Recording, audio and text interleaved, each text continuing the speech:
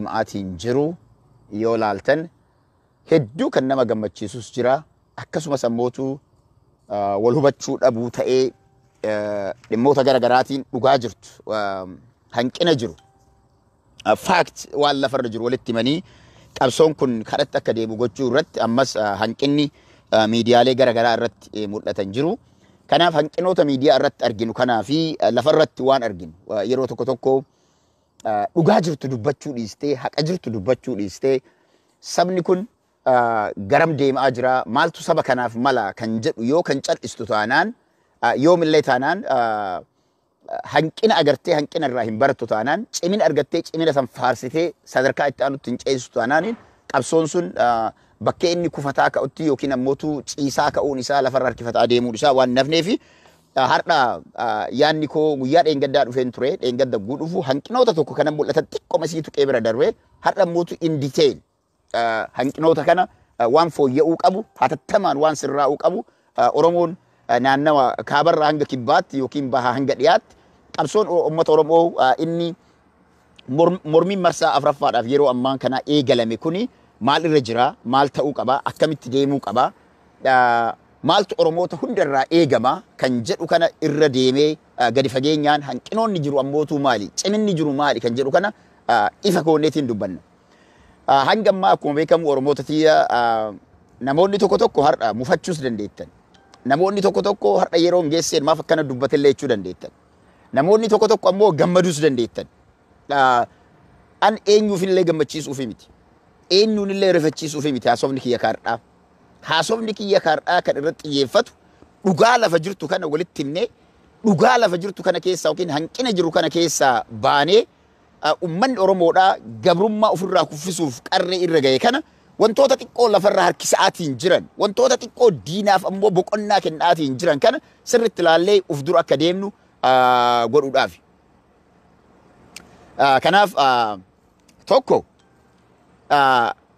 qabsoon dubartoonni Oromoo yeroo ammaan tanaa qarreen Oromoo yeroo ammaan tanaa yookiin ammoo shamarran Oromootii fi dubartoonni Oromoo haawwan Oromoo yeroo ammaan tanaa bakka hundatti godhaatiin jiran Oromoodhaaf miti addunyaadhaaf women revolution sadarkaa jedhamuu danda'u jechuudha.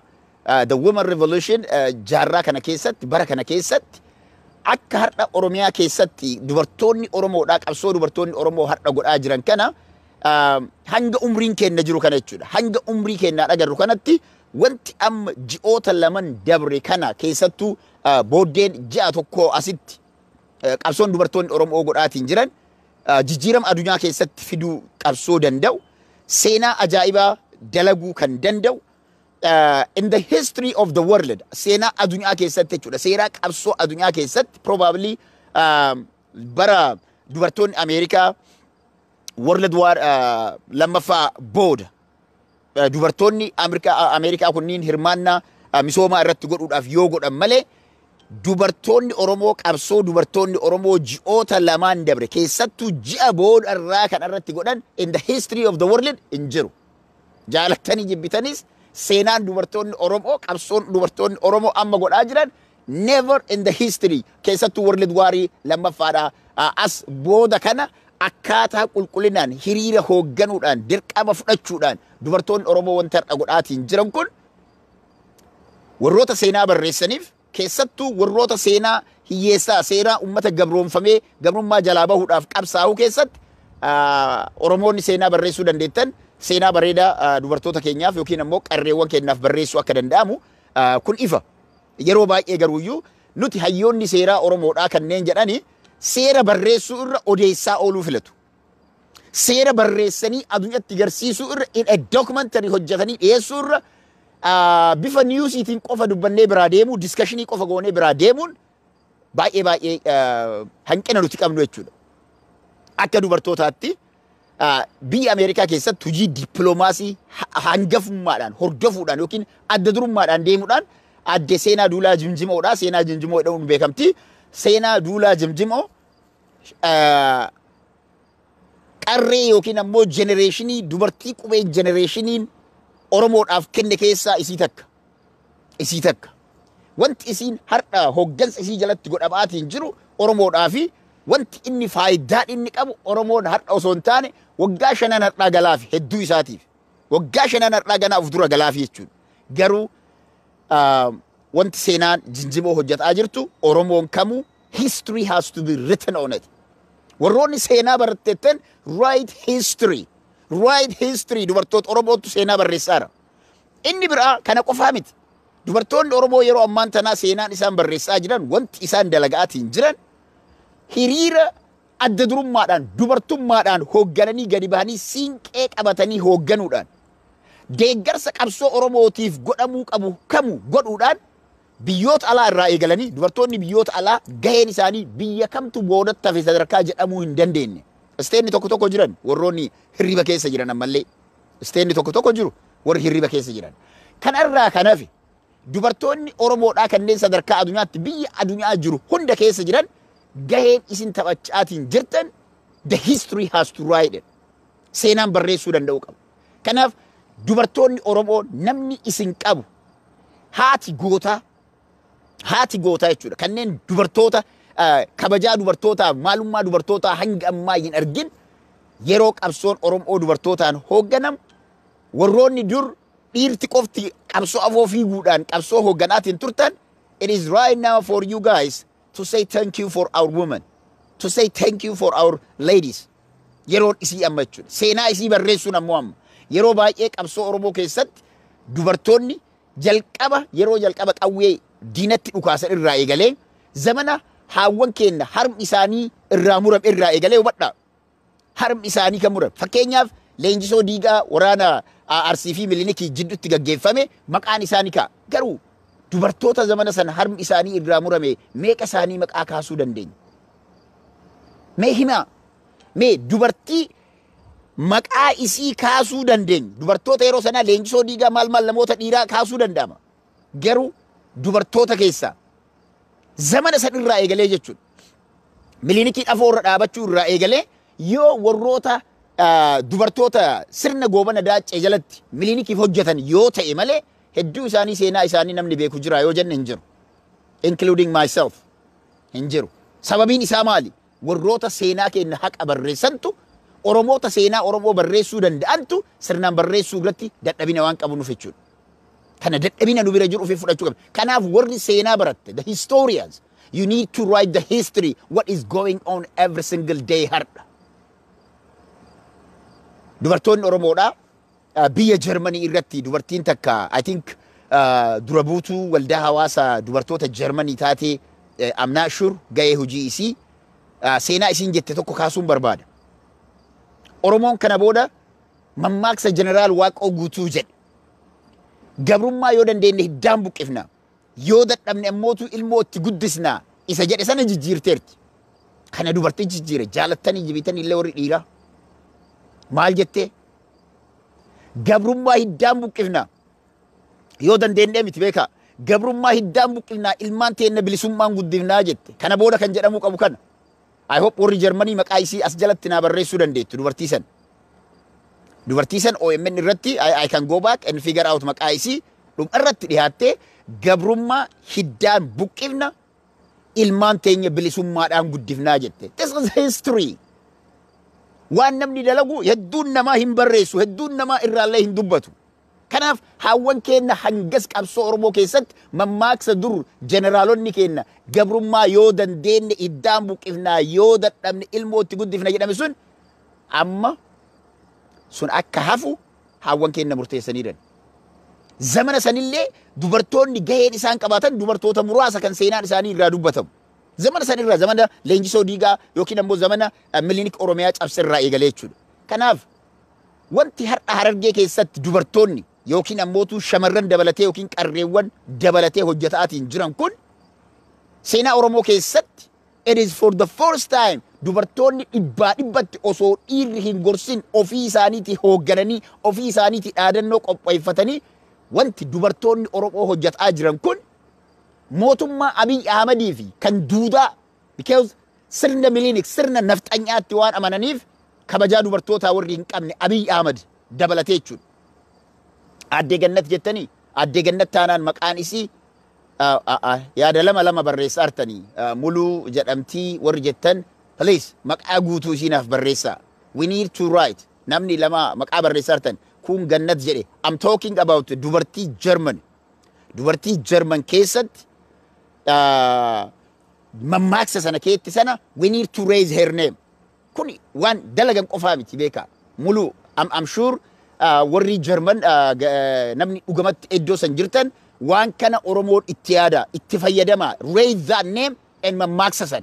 Kanatu Oromoo jijjiira. Kanatu dhugaa namaa kaasa haqa namaallee baasaa deema. Kanaaf Oromoonni namoonni akka dhiiraa akka kiyyaa abbaa taatan yookiin ammoo qeerroos taatan dubartoonni kun hojiin isaan hojjetaatiin jiran seenaa qabsoo Oromoo keessatti olaanaa amma durallee kan qaban amma ammootu adda durummaadhaan deemaa jiraachuun isaanii qabsoo Oromoo bilisummaa dhihaachuu isaa shakkii takka hin qabu. Kanaaf haawwan keenya obboleeyyan keenya shamarranii sadarkaa addunyaa irraa eegaltanii keessattuu particularly qabsoo kana dubartiidhaan hoogganamuu qaba jennee guyyaa Minnesota keessatti yaada kana dubartoota afoo gadi keen dubartoonni guyyaa du'aayii godhuu irraa eegalee rabbiin kadhachuu irraa eegalee osoo manatti hin galin hiriira hoogganuun jalqabanii har'a mootu Oromiyaa keessatti Oromiyaa baha Harargee bahaa fi dhiyaa keessatti qabsoon finiinee dubartootaan hoogganamu itti fufe suni eessa jira Oromiyaa dhiyaa keessatti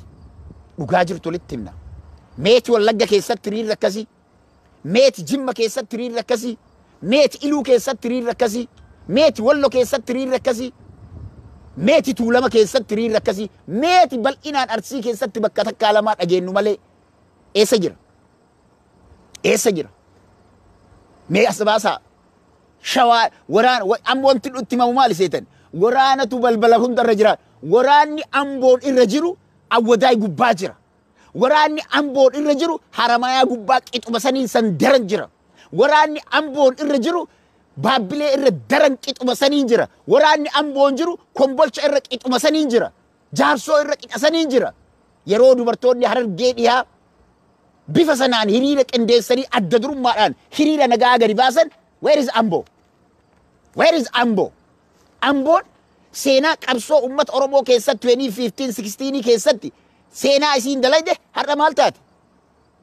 Ambooni New Yorkiin goonaa jedhee Abiy Ahmad dubbate santu Amboon New Yorkiin isinii godha jettanii Abiy Ahmadiin irraa waa eeggataa jirtan moo?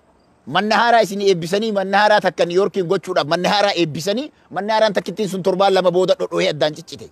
Is that what you guys are saying? Thank you to Abiy Ahmed. Moo maal eegartan? Ambo akki nuti itti simbeen. Amboon akki nuti itti been.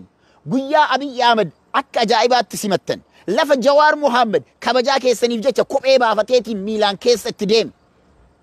Yaada dagannaa kan. Maaliif Jawaar Mohammed kophee baafatee miilaan Ambo dhaqa jedhee wanti inni waadaa gale. Har'a eessa jira? Har'a eessa jira? Ambo maaliif? Maal Ambo waan addaa wanti addaa guyyaa san gootan har'a Ambo wanti mana galchee mana teessisu maali? Kaleessa yeroo Tuulama irratti lafa Tuulamni keessa jiraatu irratti qe'ee Tuulamaa irratti yeroo qe'ee Tuulamaa irratti hubadhaa kan master plaanii itti baasanii maqaa master plaaniitiin Oromoon ganda hundarraa Oromoon qe'ee hundarraa Finfinneen kooti Finfinneen keenya jedhee bakka hundarraa Wallaggaa dhihaa irraa kaasee hanga daangaa Sumaaleetiin gadi ba'utti Mooyyalee irraa kaasee hanga Walloo Raayyaan bahutti Oromoonni hundi isaa wal qabatee Finfinneen keenya jedhee gabrummaa ummanni Tuulamaa irratti Abashaan takkaahu ammootu ilmaan nafxanyootaa irratti fe'uudhaaf deeman sana manaa gadi bahee bakka hundarraa akka kanniisaattu Tuulama tuqamu jechuun mootii kiyyatu tuqame, qe'ee kiyyatu tuqame, mana kiyyatu diigame jedhee akka bakka hundaa lubbuu isaa kuma shanii hanga kuma jaatti eegalamtu yeroo gabaabduu keessa wareegee jijjiiramni Itoophiyaa keessatti akka dhufu godhe. Jijjiiramni Itoophiyaa keessatti akka dhufu godhe. Har'a mootu yeroo Harargeen dubartoonni Harargee adda durummaadhaan gadi bahaniitiin deeman meeti dubartiin Tuulamaa? Meeti dubartiin Amboo? Meeti dubartiin Gincii? Meeti dubartiin Naqamtee? Meeti dubartiin Gimbii? Meeti dubartiin Giddaa? Meeti dubartiin Iluu? Meeti dubartiin Jimmaa? Eessa jirtan? Jirtu? Dhugamatti jirtu? Haacaaluun jirtu kan jedhe kanaani? Meeti dubartiin Arsii bahaa? meeti dubartiin Arsii dhihaa, meeti dubartiin Baalee, meeti dubartiin Gucii, meeti dubartiin Booranaa eessa jirtu? Jirtu Haacaaluun hin du'e malee jirtu gaafii jettu isin gaafatee isin irra dhiisee isin biraa deeme beektu.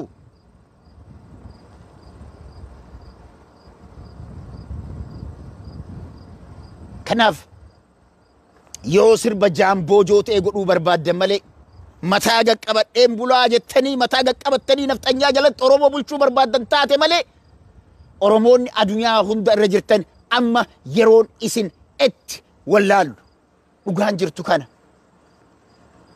Jirtu dhiira gaafataa hin jiruun jirtu dubartoota Wallaggaa dhihaa, jirtu dubartoonni Shaambuu, jirtu dubartoonni Gimbii, jirtu dubartoonni Naqamtee, jirtu dhugamatti jirtu Amboo eessa jirtu ree?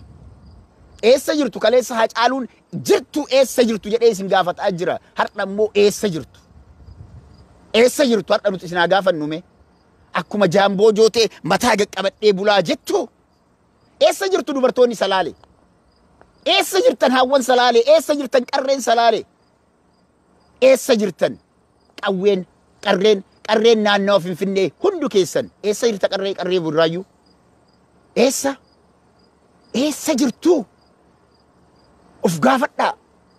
Lubbuun takkumaa gadiin hin baatu gubbaadhaan baati. Lubbuun teessa lubbuu Haacaaluu hin caaltu. Lubbuun eenyutu lubbuu Haacaaluuti olii miti. Hidhamuu yoo taate namuu hidhamaa jira. Hidhaan homaa miti. Guyyaa tokko namuu guyyaa isaan barbaadan namuu ni ba'a. Har'a garuu qophooftaniirtu. Qophiin guyyaa boru ganamarraa isin godhuudhaaf eegtan eessa jira? Maal argaa jirra? Jirtu dubartoota Oromoo. Jirtu Hawwan Oromoo. Har'a wanti nuti Hawwan Oromoo adda durummaadhaan bahuu qaban jennuuf siinqee kee qabattee kabajaa siinqee ni cabsataanaan Abiy Ahmad sadarkaa addunyaatitti jibbamaadha. Abiy Ahmad sadarkaa addunyaatitti maqaan isaa badeera. Abiy Ahmad dubartii siinqee qabattee deemtu gara fuunduun manatti illee du'uun isin irraa nafne. Yaa dubartoota Wallaggaa. Haati daa'imaa yeroo mana haakimaa deemtu hin ajjeefamne. Haati daa'imaa mana haakimaatitti dahuudhaaf yeroo deemtu hin ajjeefamne. Dubartiin ji'a 6 Wallaggaa dhihaa keessatti gaafii tokko malee mana isiin buna gurguramturraa kaadhaniitiin hin hidhamne. Oorruu isii keessatti daa'ima amata tokkoo osoo harma hoosistu hin ajjeefamne. Maaltu har'a gabrummaa sana sirratti feesise? Maaf cal'iste? Ni jaalatte? Gochi Abiyyi godhaa jiru kuni dhugamatti wanti har'a Abiyyi raawwataa jiru kuni wanti Abiy Ahmad dalagaa jiru kuni si gammachiise? Cal'isuun deeggaruudha. Cal'isuun deeggaruudha. Kana sirriitti hubadhaa. Yoo dadhabdee karaa itti cufuu riqicha kukkutuu akkamitti dadhabda? Yoo dadhabdee waajjira qe'ee kan kee keessaa ilma kan kee caasaa biltsiginnaa keessaa baasuu akkamitti dadhabda? Kanaaf yaamichi koo kanadhaa mormiin marsaa afuraffaadha. Mormiin marsaa afuraffaa Oromiyaa keessatti gaggeeffamuudhaaf deemu kun waan biraa yoo dadhabde hiriiraan dubartoota Harargee godina lamaanii cinaa dhaabbachuun dirqama ilmaan Oromoo hundaadha. Qeerroo fi qarreen karaa cufuun mismaara kan kee qopheeffattee goommaa konkolaataa kan karaa irra bahee deemu akka dhodhooyu gochuun qabeenyi takka killee irraa eegalee magaalaa Finfinnee akka hin seenne gochuun dirqama keeti. Diyaaspooraan waan isin irraa eegamu dirqama kan kee bahuun sirraa eegama. Kanaaf Oromoo dubbiin tun dubbii akka laayyootti ilaalluu miti. Kanaaf halkan kanarraa eegaltee Oromiyaan guututti jechuudha. Baharraa hanga dhihaatti, kaabarraa hanga kibbaatti, from Walloo Raayyaa down to Kenya, bordera Kenyaatti. Baha Harargee Cinaaksadirraa ka'ee hanga dhiha Wallaggaatti, hanga daangaa Gaambeellaan bahutti Oromoon guyyoota marsaa mormii guyyaa marsaa afuraffaadhaaf baame kana mana illee teettu du'aarta sirraa hin hafne. Mana teettu du'aa jirta sirraa hin hafne. Maaltu siif hafee fi mana teessaadha. Wanti si hafe tokko hin jiru. Kanaaf hatattamaan gadi bahi mootummaa nama nyaataa ashkara nafxanyaa kan ta'e kan akka Abiy Ahmed kana ofirraa darbe. Kaayyoo Oromoo qabatee deemaa hin jiru.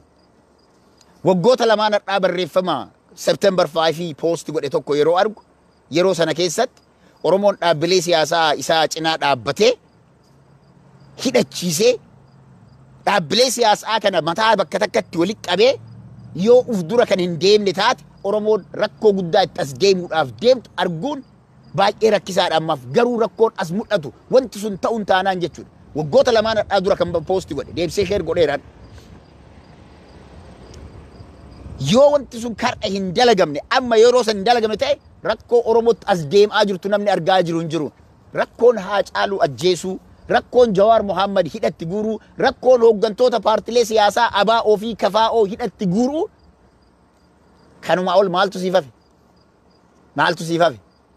Waggaa lama har'aa jedhaa turre har'a kunoo qaamaan ija keessaniin gartanii jirtan. Okay? Kanaaf Oromoo Abiy Ahmed ergamtuu sirna naftanyaa አንድ ኢትዮጵያ አንድ እንጀራ አንድ እስክታ አንድ ቋንቋ አንድ ባንዲራ አንድ ሃይማኖት እሲ ሰኒ ፈረዳበቱ ከናፍ ኦሮሞን አከ ጅርተኒት ብየ ጅርተኒት በከ ሁንደት ሀተተማን ሞቱማ ነመኛታ አባ ኢሬ ከነ ኡፍራ ካሱዳፍ ሞርሚ መርሳ አፍረፋቲፍ ቆጳሄ ከነ ዲበት tokkon keessan osoo boodatti namni itti makama. Santa ubannan Oromoon Harargee keessa qe'ee ofii qulqulleessuu hin danda'a. Trust me. Oromoon Harargee keessa Harargee qulqulleessuuf Harargee keessa ergamtoota qulqulleessuuf ofirraa baasuudhaaf ni danda'a. Kana jala beeka. Because Baalee dachii isaa keessa ergamtoota qulqulleessuu ni danda'a. Arsiin dhihaa ergamtoota gandasaa ofirraa qulqulleessuu ni danda'a. Kana jala sarara hubadhaa shakkii takka illee hin qabu. Garuu yoo wal taane yoo waliin Oromoon bakka hundarraa qixa tokko bakka takkatti gadi bahee dhaabbate Oromiyaa guutuu keessaa diina akka salphatti qulqulleessita sana booda gabrummaan akka ittiin deebine gochuu dandeetta. Sana ta'uu baannaan gabrummaan yookiin gabroonfataan ganda tokko ajjeesaa ganda tokko dabraa hamilee ummataa cabsaa umrii isaa dheereffachuudhaaf barbaadu kana umrii itti dheeressita malee abadan sirni milinik deebi'ee ummata Oromoo irratti hin dhaabatu. Abadan Harargee irratti sirni milinik deebi'ee hin dhaabatu. Abadan Arsii irratti sirni milinik deebi'ee hin dhaabatu. Kana jala sararaa beeka. Ergamtoonni goobana daacee seenaa goobana daacee har'allee deebistanii ummata tuulamaa mana galchitanii irra taa'aa jirtan jirtu ammoo. Ergamtoonni Arsii keessa dhalattanii kanneen akka Awwaluu jechuudha. Lafa gootaa keessa dhalattanii har'allee nafxanyaadhaaf yookiin ammootu ashkara milinik warri taatan jirtu. The same thing Harargee keessa illee garuu Arsiidhaa fi Harargee keessa ummanni jiru yeroo qabsoo kana bifa addaatiin finiinsu amma dura Wallaggaa fi Gujitti yeroo qabsoon kun finiintu hanga dandeenye irraa dubbataa turre hin callisne guyyaa tokkollee irraa dubbachuu garuu dogongora siyaasaa taaktikiin siyaasaa not the strategy. Taaktikiin siyaasaa yeroo sanaaf baafame dhaabbilee siyaasaa Oromoo irratti Abiy Ahmed hojjetaa fi ture Abiy Ahmediif hojjeteera. But it shouldn't work anymore. Kana booda Oromoon hatattamaan gadi bahee waliin dhaabbatee with the strategy not with the tactic Abiy sana caccabsinee dafnee karaa irraa kaasnee at a long term strategy baafachuudhaan qabsoon ummata Oromoodhaa bilisummaan Oromoodhaa akka daftee dhuftu gochuun ni danda'ama. Kanaaf Oromoonni naannoo hundaa irra jirtan yaamicha mormii marsaa afraffaa yookiin ammoo lagannaa gabayaa marsaa afraffaadhaaf karaalee cufuu marsaa afraffaadhaaf ikoonomiidhaan waa hundaan mootummaa kana laamshessuu marsaa afraffaadhaaf yaame kanarratti tokkoon keessan osoo boodatti namne adda durummaadhaan akka irra hirmaattan. Adda durummaadhaan. Because hiriirri Harargee keessa jiru kun Wallagga keessa arguu barbaadan. Oromoon hundi kana barbaada. Dubartoonni Harargeedhaa ummata Wallaggaatiin ergaa isinii dabarsan dhageeffadhaa dhaadannoo isaanii keessatti. Bilbilaan OMN itti yeroo isaan dhaaman maal akka dhaaman dhageeffadhaa. Dhageeffadhaa sirriitti. Uummanni Tuulamaa hidhaa jira. Hidhaa wayitu hin jiru. Hidhaan Tuulamarra jiru Harargee irra qixuma saniin jira. Qixa sanii san daran ta'ee jiraayu. Dhugaa walitti himna. Wanti Harargee waraanni Harargee irra hammaatee jiru Arsii irra jiru at the same status Wallaggaa dhiyaa keessa akka ture hin beekne. State of emergency jedha uummanni sun akka ture ni beekna. Gujii irra waraanni sun akka jiru ni beekna. Beekna. Garuu Gujii fi Wallaggaa dhiyaa irra rakkoo ture sana.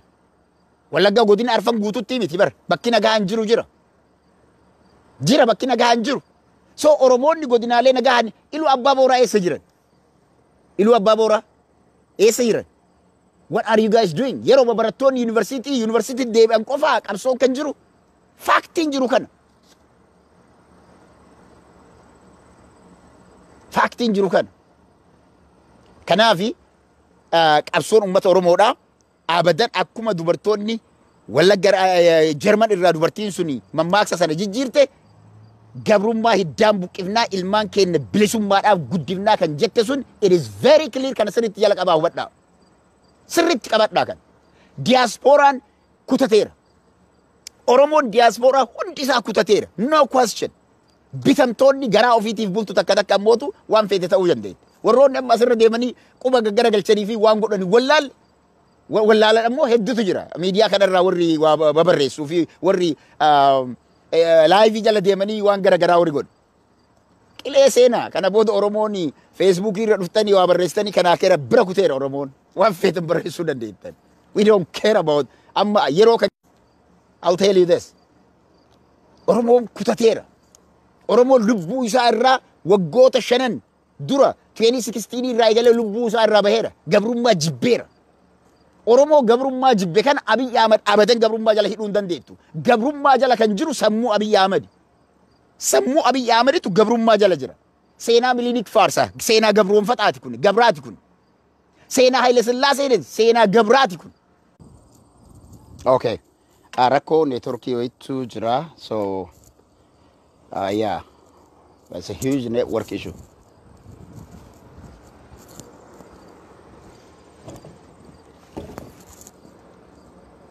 Okay. Yeah. Jira garuu 5G dha. Networkiin ani qabu. Sometimes distraction jidduudhaan dhufu waan garagaraa ni kukkuta. Tunis qaama qabsoo keessaa waan ta'eef networkii jedha malee yeroo baay'ee jidduudhaan warra bilbilutu jira. Warri sammuu qabdanii fi hin bilbilina yeroo dhiirti hojii irra jirtu. Amma dubartoonni qabsoo lafarratti dubartoonni nuu fudhatanii tan miidiyaa irraa tan at least kanaaf ilmaan Oromoo bakkuma jirtanitti eessumaayyuu jiraadha. Yeroo ammaan tana qabsoon wal fakkaachuu danda'u qabaadha. Wherever you live, you need to work hard. Okay? Hatattamaan Oromoon soo isaa gabbarin nafxanyaan gabbariin hoolaa kee. Dhadhaa kee fiistee aannan kee fiddee ittiin gurgurin dhugi torbaan guyyoota hanga ta'ee kana ilmaan kee obaasi. Sooqidda qofa gabaa barbaadda. Sooqidda yoo dhabde maal hin duutu. Sooqidda dhabuudhaan wanta ati duutu hin jirtu. Nafxanyaa ammootu mataa lafa laalchisuun mootummaa sana daftee kuffisuun dirqama kee ta'a jechuudha. Yoo mootummaa kana kuffiste amma hanga dhiyoo kana hubadhu waan jedhaa jiran. Taakkala aangoo irraa ari'aniiti erga inni deemee booda qabeenya gurguratee maal jedhani. Dachii Finfinneedha. Kaaree meetira 27 irraa gara 57tti yeroo ol guddisani eenyu buqqisaniiti. Qonnaan bulaa Tuulamaa 67 ol buqqisaniiti. Kana sirriitti hubadhaa. Qonnaan bulaa Tuulamaa 67 ol buqqisaniiti. Kana sirriitti hubadhaa. Kana eenyutu ragaa bahaara? Izeematu ragaa bahaara. Abbaa Biraatii miti beekaa. Diinatu ragaa bahaara. Warra Oromoo gaarummaa Oromoo hin jaalannetu ragaa isinii bahaara. So Oromoon ka'a yommuu jedhu qonnaan bulaan Tuulamaa kana booda Finfinnee naannoo Finfinnee irraa buqqa'uu hin qabu qe'ee isaa irraa buqqa'uu hin qabuudhaan akka isiniin jedhaa jiru. Kanaafi dubartoonni Tuulamaa, qarreen Tuulamaa, qeerroon Tuulamaa, Wallagga, Jimma, Iluun Booranni, Gujiin, Wallo, Arsiin, lafa Arsii kan hanga Baalee gaditti gammoojjii dhaabbatutti hundi keessanuu hatattamaan qabsoo kanatti makamaa. Wanti dubartoonni Harargee bakka hunda godhaa jirtu Arsii keessatti bakka hunda wanti hin godhamneef hin jiru. Hin jiru. Ganda nafxanyoonni mataa irra fincaa yoo taate, gandi ammallee manguddoonni nafxanyaadhaaf ashkara ta'an jiru ni beekna. Arsii bahaa keessa bakka hedduutti Abiyyi Ahmad awwaluun faatii mataa irra warri fincaan jiru. Warri walgahii walitti qabanii dirgoo isin nyaachisaniitiin sirna nafxanyaa ammas harma muraa fi harka muraa aanolee deebisuudhaaf akka awwaluu wajjin yaalaa jiran jiru. Dhageeffadhu Oromoo. Jawaar Mohaammed waggaa lamaan hadhaa wanti inni jedhaa ture aangoon barbaaduu jedhaa ture. Qeerroo lafarraa ijoollee lafarraa dhuftu barsiisaa jedhaan ture. Warra boru ministeera ta'uu barbaadan barsiisaa jedhaan ture. Viidiyoo isaa san deebisee kan beetii wajjin interviishin goote har'a sheer godheen ture. Jawaar Mohaammed aangoon barbaadu barsiisaa ta'aa jedhaa ture. Barsiisaa ta'uu akka inni barsiisaa hin taane because namni barsiisaa jechuun namni biyyattii ta'uu keessatti addunyaa kana jijjiiru barsiisa. By the way, an barsiisaa ta'eefi miti. Namni addunyaa kana jijjiiruu danda'u barsiisa because generationii uuma. Generationiin Jawaar Mohaammed uumu sun waan sodaatamu. Jawaar Mohaammed yookaan ajjeefamu yookaan hidhamu yookaan ammootu carraa inni waa barsiisu akka arganne gochuudha wanti irratti nafxanyoonni hojjetaa jiran Abiyyi Ahmad waliin ta'anii. Kanaaf Oromoo qalbiin dhabin. Jawaar Mohaammed halkanii guyyaa qabsooftee hatattamaan hidhaadhaa baasuun dirqama keeti. Abbaa biraatii miti. Jawaar Mohaammed ilma isaa dhiisee Ameerikaa dhiisee biraa deeme. Jaartii isaa dhiisee biraa deeme. Siif jecha hidhame. Siif jecha hidhame. Biddeena takkittii eessattuu nyaatee ni bula. Qixxaa takkittii nyaatee buluu danda'ama. Eenyullee jechuudha. Garuu saba miliyoona 50 hanga 60 gahuuf kanaaf jecha Jawaar Mohaammed hidhaa seene. Dubartoota har'a hidhaa hiriira ba'an kun gabrummaa jala laalaa hubadhu. Dubartoonni Oromoo abbaa warraa irraa hidhanii ilma isaa biyyaa irraa baasanii kaan hidhatti guuranii kaan ajjeesanii mana hidhaatii fuudhanii ajjeesaa lagaa fi qilee keessatti daddarbaa dubartiin jiraachuun isii maal isii godha? Maal godha? Kophaa isii jiraachuun. What kind of life is she going to live? Kana jiraachuu irra jiruu badduu uf dura jiraachuu irra obboleessa dhabee jiraachuu irra obbolee ilma dhabee jiraachuu irra abbaa warraa koo dhabee jiraachuu irra ani gadi bahee falmachuu naa wayyattee Harargee lamaan keessaa qixa ilmi namaa waan ilmi namaa sila namni lubbuu qabu tokko waan dalagaatiin ture jirtu Haacaaluu Hundeessaa jedhee dhaammateetiin ufii isaatii deeme san hojiirra oolchuudhaaf hojjetaa jiran. Kanaaf where are you guys others? Eessa jirtaniin gaafidha? Jirtu dhugamatti. Jirtu Oromoonni Wallaggaa. Jirtu Oromoonni Iluu irra deebi'ee jedhaa kana sirriitti hubadhaa. Jirtu Oromoonni Jimmaa. Jirtu Oromoon Tuulamaa. Jirtu ilmaan Sikkoo Mandoo. Ilmaan Arsee. Jirtu ilmaan Gujii fi ilmaan Booranaa. Jirtu ilmaan Karrayyuu. Jirtu yoo jiraattan hiriira guyyaa arfanii kana keessatti akkaataan isin itti makamtanii qabsoo Oromoo kana sadarkaa addaatti itti ceesitanii fi addunyaan barana Oromoo itti dhageetti. Waan addunyaan baran Oromoo irra dhageetti akkaataa maqaan Oromoo jedhamu kun sadarkaa diiyaaspooraa biyya alaa diiyaasporaan dammaqee ijoolleen biyya dhalatan kun dammaqanii akka ajaa'ibaatti Oromoon sadarkaa addunyaatti everywhere well known yeroo gabaabaa keessatti gaafii Oromoon gaafataa jiru deebii hanga danda'ame argamaa tureera. Kanaaf Oromoonni jirtan taanaan dhugamatti sirbi Haacaaluu sun yoo akka sirba amma jaamboonii isii sirba jaamboon sirbe tokko dhageettanii maal sii fideen dhufaa jedhe guyyaa Rabbi jedheen dhufaa maal sii fideen dhufaa namni erga du'ee booda wanti namni namaa fidu maaltu jira Oromoo maali jaamboo jootee sirba sana hogguu baasu sammuu isaatti dhukkubsatamoo maali fayyaan qabu namni erga du'ee booda wantummaan ati nama du'ee fiddu maali booda biyyee taata biyyeedhaaf waa fidda malee namaaf wanti ati gootu hin jiru wanti ati namaa gootu sodaattee du'uu osoo hin taane lubbuu kan keessa baaf kennitee du'a gootaa duutee seenaa barreessitee duutee sana booda Haacaaluun wanti inni sirraa barbaadu jaamboo jootee maal wanti inni sirraa barbaadu du'a gootaa du'uu sirraa barbaada. Duutiin ooltu du'a gootaa du'u malee Haacaaluudhaaf wanti ati fiddu seenaa dalaydee du'uudha malee wantummaan ati kana booda osoo seenaan dalayne anis guyyaa Rabbi jedheen dhufaa koronaadhaan duutee amma Haacaaluun makamuuf deemtaa? Qufuudhaan fe'amtee duutee Haacaaluu wajjin makamtee seenaa Haacaaluu qabaachuu feeta? Kuni artistoota Oromoo takka takkaan isin ilaallata. artistoota Oromoo takka takkaan silaallata. Kanaafi du'uu duuta beekama qufaatees duuta fe'amtees duuta akka feetettuu duuta garuu sirbi akkasii sun sirbi laamshawaan sirba laamshawaa fi sirba boodattafaa maal sii fideen dhufaa jedhamee akkasitti sirbamu suni ajaa'iba jedheen sirba akkasii nama du'ee maal fiddee dhufta gootummaan du'i Haacaaluun san sirraa barbaada jirtuu siin jedhee jira mataa qaqqabadhee jiraadhaa jedhe akkas taatan taanaan Oromoonni sirba isaa san dhageeffatanii bakka hundatti mataa qaqqabatanii bilisummaa waan jedhuun eeggatina hin eeggatina garuu Wallagga keessatti hanga takka nafxanyoonni sababa woboon bosona keessa jira jedhamee fi Wallagga keessa deemanii uummata Wallaggaa irratti nafxanyaan miidhaa guddaa gaggeessuu hin dandeenye Harargeen illee amma of kabachiisa Arsiin of kabachiisa kana sirriitti beeka Wallo of kabachiisa yeroo hedduu of kabachiise Wallo sirriitti beeka amma wanti ta'uu gargaaru ganda gandaan kabajaa ofitti horachuu osoo hin ta'in akka Oromootitti kabajaa ofii waratutti nurraa eegama kanaaf hiriira yookiin mormii amma gaggeeffamu kana hundi keessan osoo boodatti nafne qe'ee keessan irraa eegalaatii qe'ee keessan qulqulleeffadhaa. Qe'ee keessan qulqulleeffadhaa. Sheema akka sirba jaamboo jootee sana sirbitanii du'uurra ciisanii hirriba keessatti du'anii hafuu wayya. Du'anii hafuu wayya.